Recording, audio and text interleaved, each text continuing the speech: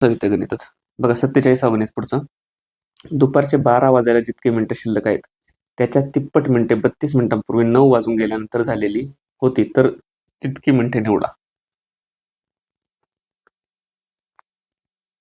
9 वाजून आता 12 वाजायला जितके मिनिटं शिल्लक आहे का त्याच्या तिप्पट मिनिटं 32 मिनिटांपूर्वी 9 वाजून गेल्यानंतर झाली होती. याचा अर्थ काय? हे 9 वाजले बरं का इथं.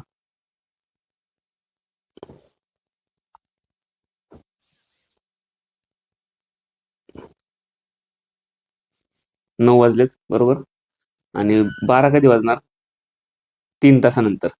3 तासानंतर म्हणजे 9 ते 12 टाइम किती झाला? 180 मिनिटं. यात काय म्हणलंय?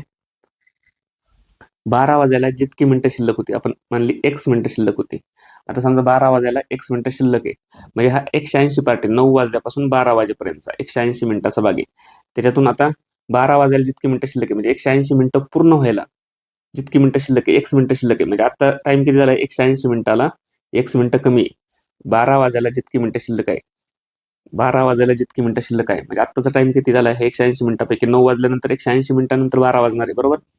9 वाजल्यानंतर 3 तासानंतर 12 वाजणार आहे. 9, 10, 11, 12 म्हणजे 60, 60, 60 180 मिनिटानंतर 12 वाजणार आहे. इथपर्यंत क्लिअर न? आणि त्यांनी काय म्हणले? 12 वाजायला जितकी मिनिटं शिल्लक आहेत.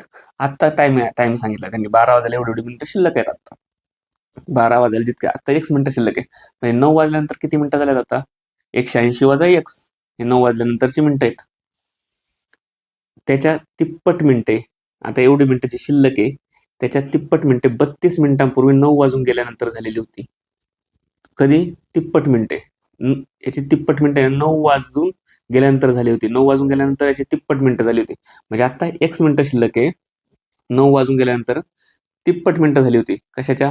त्याच्या आत्ताच्या एकच्या. जेवढी मिनिटं शिल्लक आहेत हे 32 मिनिटांपूर्वी, जरा मी गोल करून ठेवतोय, मागून वाचू फक्त आपण.